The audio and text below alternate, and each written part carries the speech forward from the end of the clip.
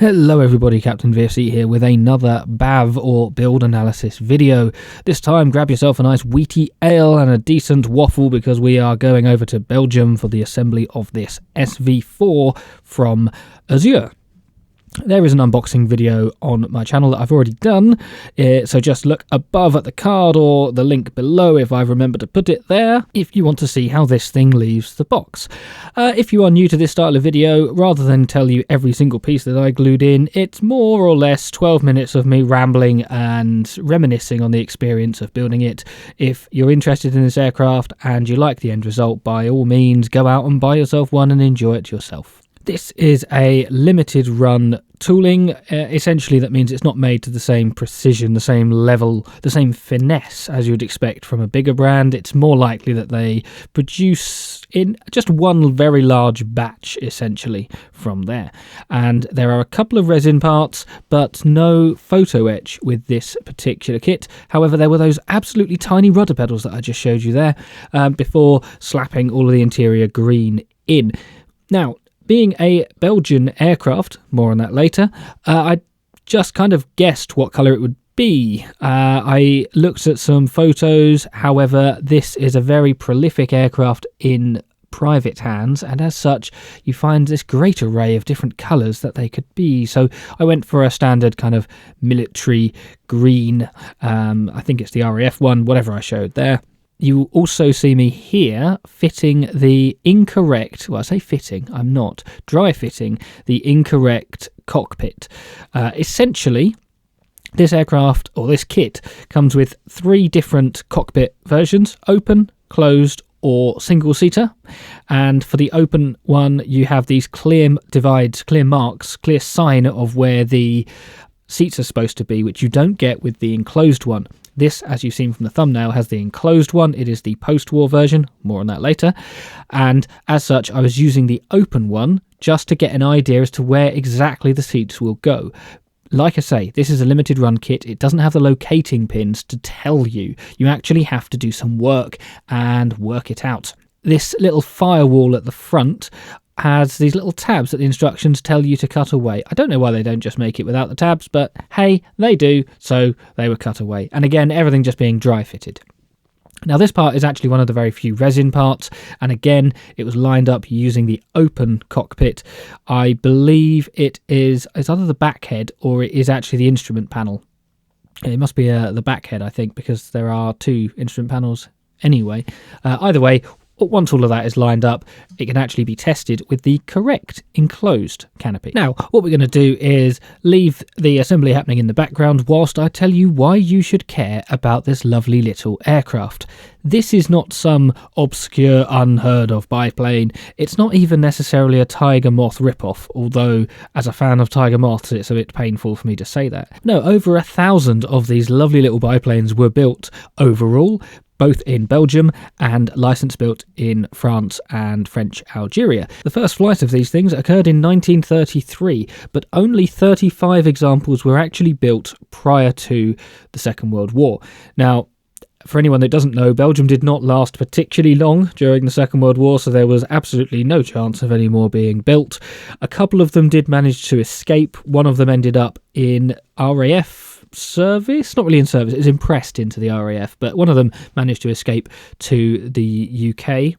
However, after the war, the design was once again revived with a few modifications, including adding what is essentially the engine from a Tiger Moth, and they were put back into production, 65 of them being used by the Belgian Air Force, and the vast majority of them ending up with the French Air Force, in addition to many aerobatic teams, and there is even one particularly special film star version of the SV4 as well.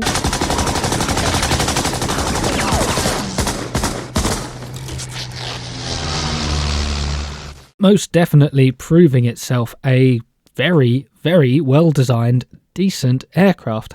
And most importantly, there is one on display. In fact, well, there's multiple on display, but there is one hanging up in the Air Museum in Brussels, or sorry, the Military Museum in Brussels, which is where I got my inspiration for this particular build. This one will, in fact, be in the colours of that exact aircraft. But weirdly enough, when I went, I had no idea what it actually was, and I had to look it up afterwards before I realised how much I loved this plane. Anyway, moving back onto the build, you can see here it's all coming together nicely. I've also done what is rare for me and masked the canopy. I'm not one for masking canopies. I find it incredibly tedious. On this occasion, given that the canopy is so large and so much of the part even, extends before and after the canopy, I wanted to spray it with the same interior green so that if you do see through this very clear, very visible canopy, you'd see the interior green. And that is the end result. The top wing suffers from an incredibly visible seam line almost around the entire side. It's basically a hangover from having a top and bottom tool pressed together and having plastic pumped through it. And they're slightly out of line, and you're left with this ridge and incredibly visible feed lines on the top wing. The kit as a whole suffers from this problem, but the top wing is most indicative of it, especially around the central fuel tank, where it is a bit scruffy and it did need plenty of sanding down.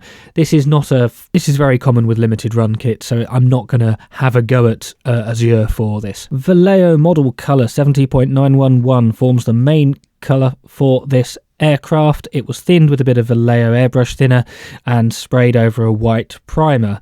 This was very stressful for anyone who has sprayed yellow or knows what it is like to spray yellow. It is difficult to get a consistent coverage.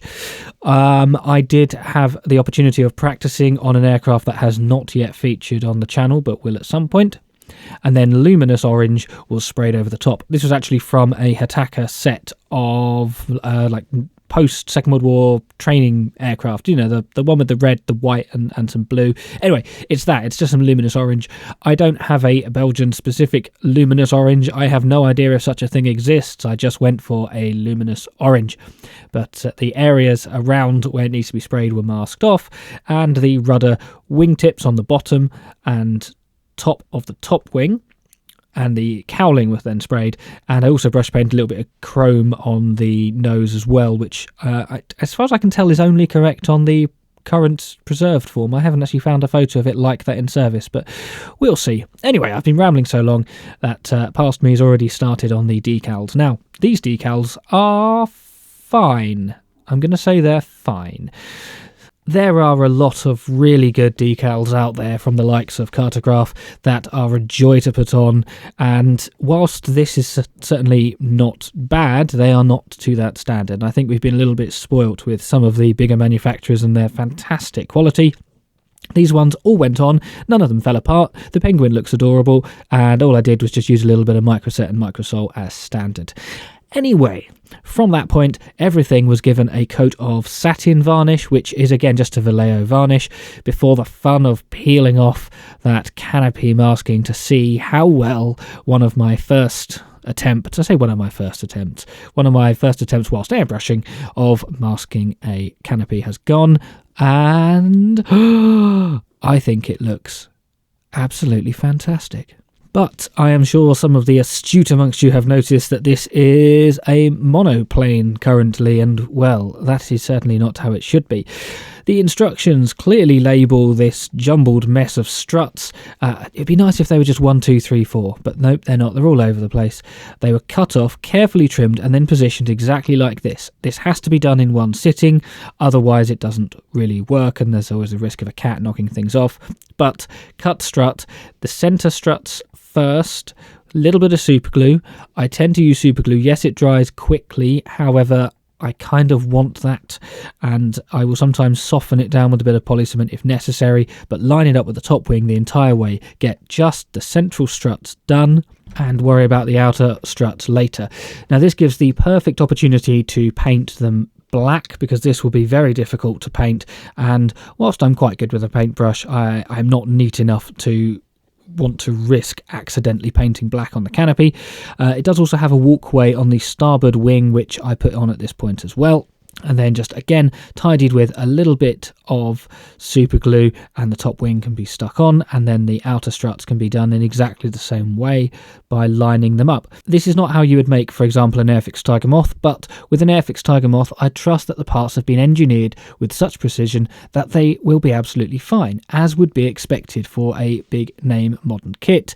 This is not a big name modern kit. It is a limited run kit. It does have its shortcomings, and I find that this is the safest way of assembling a kit like this, a biplane like this, because now the outer wing struts, in theory, as long as you've measured the center struts correctly, can just be dunked in a little bit of super glue on either tip and then neatly squeezed in with some tweezers. And that is exactly how it worked in this case. Okay, actually, if I'm honest with you, the wing is a tiny bit wonky on one side, but to the naked eye you wouldn't really notice, and the fact that the wings are swept back kind of means it masks that anyway, so it worked out all well in the end. So I did of course mention that there were a couple of resin parts, and one of them relates to these struts. It is the pitot tube. I think it was just the bulkhead inside was the only other resin part, but this tiny little thing, this tiny resin pitot tube that has to be stuck precariously on one of the struts like this, and I mean, it looks fine. It just seems a little bit unnecessary. Probably could have just stretched a bit of sprue or put a bit of wire on it, would have had the same effect, but oh well. Anyway, these struts on the outside can now also be painted black.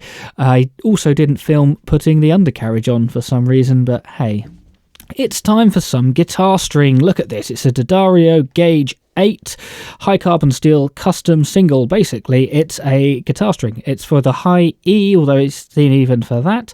And this is my budget hack, if you want to call it that, for rigging an aircraft. Can you get finer wire?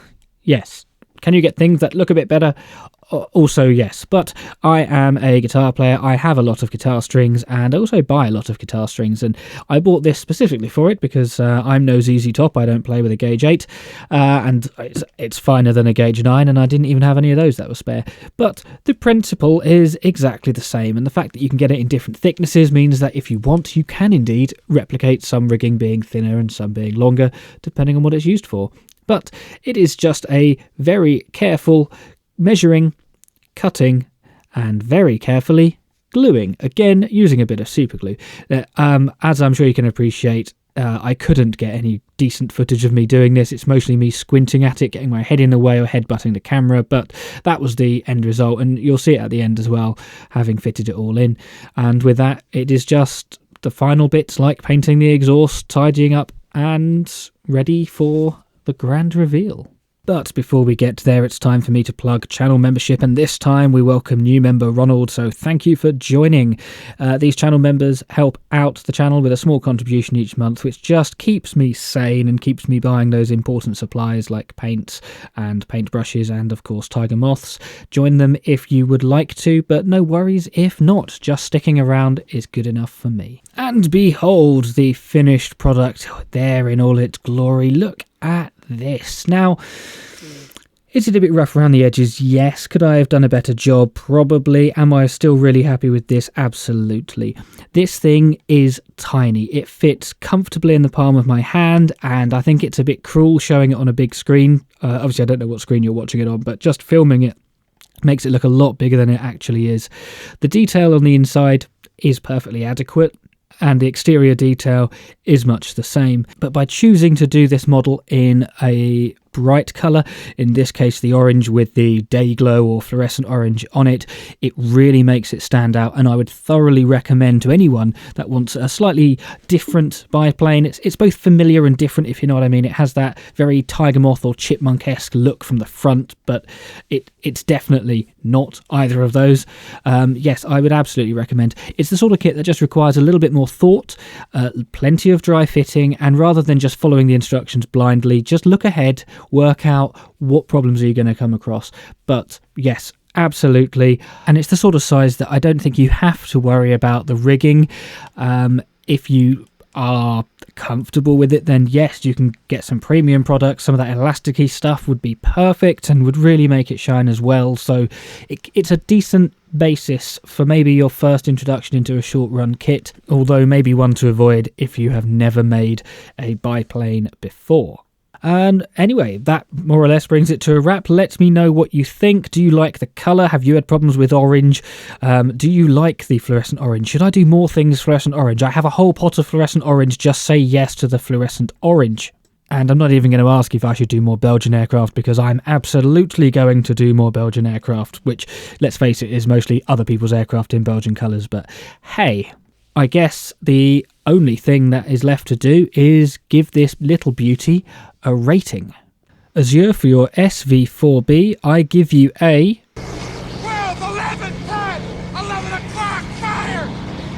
out of 10. Thank you very much for watching. Like, subscribe, watch another video, obey the algorithm in any form, worship the algorithm is king, and I will see you another time, hopefully. Goodbye! John, I'm sorry. They got us.